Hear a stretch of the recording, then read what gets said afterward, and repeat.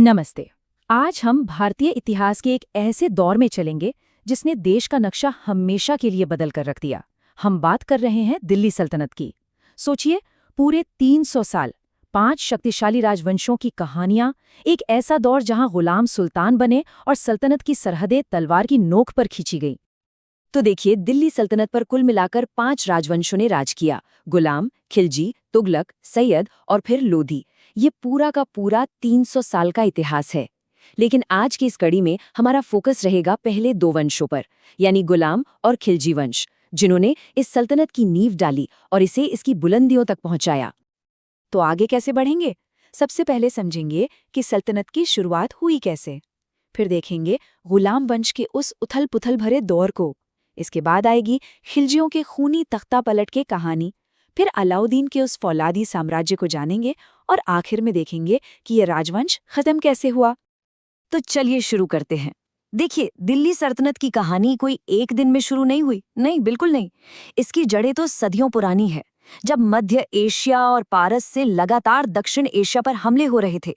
और ये सिर्फ लूटपाट के लिए नहीं थे, बल्कि ये एक बहुत बड़े बदलाव का इशारा कर रहे थे। और यहाँ पर ना 2 हमलावरों के इरादों में एक बहुत बड़ा फर्क समझना जरूरी है। एक तरफ था महमूद गजनवी। उसने 17 बार हमले किए, लेकिन उसका मकसद क्या था? सिर्फ खजाना लूटना, बस। लेकिन दूसरी तरफ था मोहम्मद गोरी, और उसकी सोच बिल्कुल अलग थी। उसका मकसद था यहाँ एक स्थायी इस्लामी साम्राज्य बनाना। तो ये सिर्फ लूट नहीं थी, ये जीत की एक सोची समझी रणनीति थी। और फिर साल 1206 में एक ऐसी घटना घटी जिसने सब कुछ बदल कर रख दिया। मोहम्मद गोरी की हत्या हो गई। अब सोचिए, उसकी अचानक मौत से उत्तर भारत में क्या हुआ? एक पावर वैक्यूम बन गया, सत्ता का एक खालीपन। और इसी खालीपन को भरने, इसी मौके का फायदा उठाने के लिए आगे आया उसका सबसे भरोसेमंद जनरल, जो दिलचस्प बात यह है कि कभी उसका गुलाम हुआ करता था।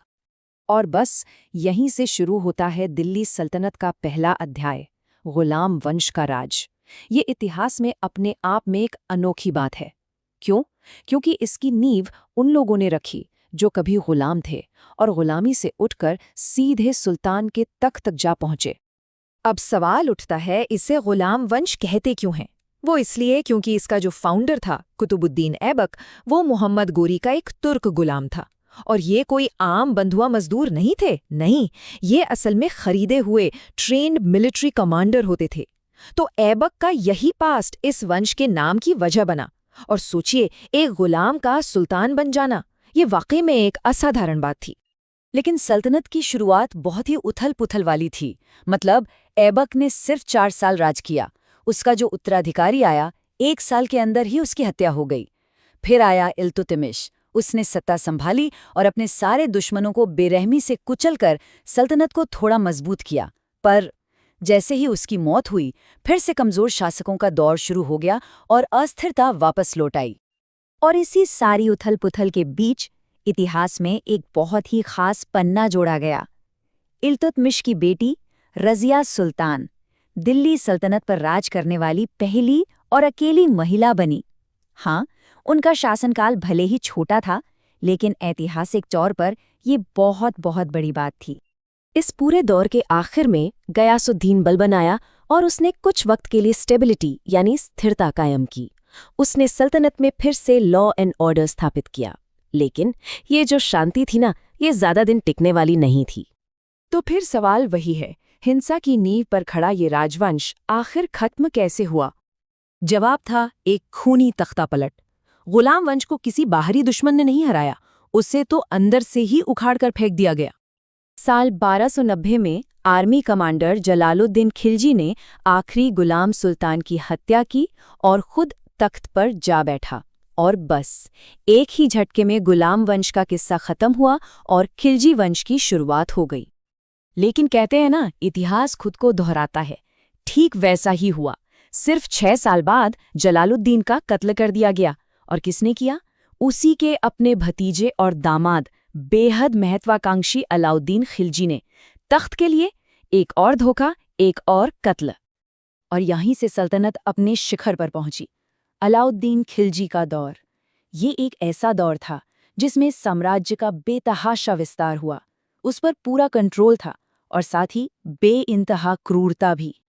अलाउद्दीन की फौजी ताकत का कोई मुकाबला नहीं था। उसने गुजरात, चित्तौड़, मालवा जैसे बड़े बड़े इलाके जीत लिए। उस वक्त के सबसे बड़े खतरे मंगोलों के कई हमलों को उसने बुरी तरह नाकाम किया।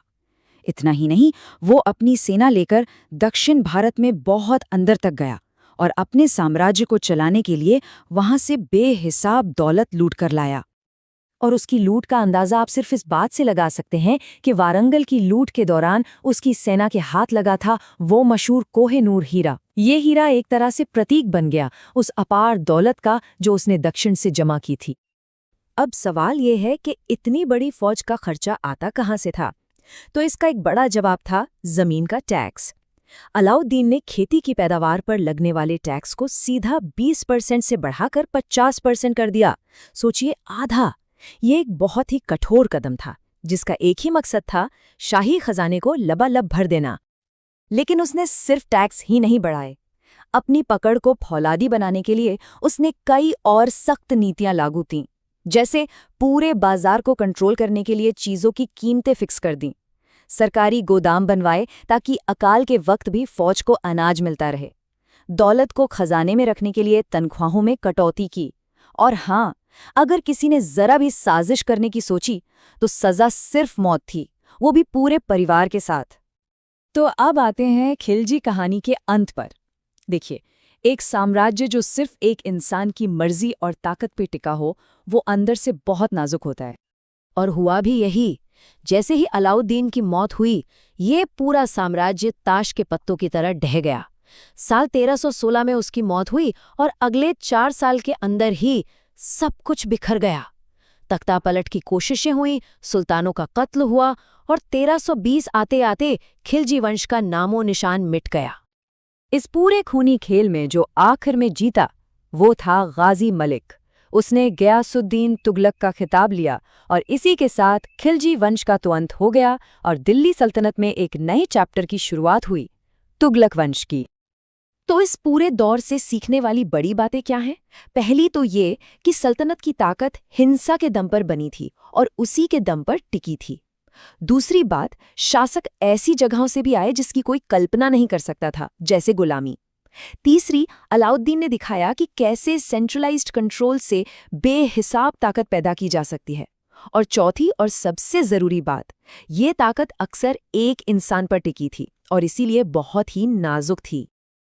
और आखिर में ये पूरी कहानी हमारे सामने एक बड़ा सवाल छोड़ जाती है। क्या सिर्फ किसी एक की महत्वाकांक्षा और क्रूरता की बुनियाद पर बना कोई साम्राज्य कभी सच में स्थायी हो सकता है? ये वो सवाल है जो दिल्ली सल्तनत की पूरी कहानी के दिल में बसा है।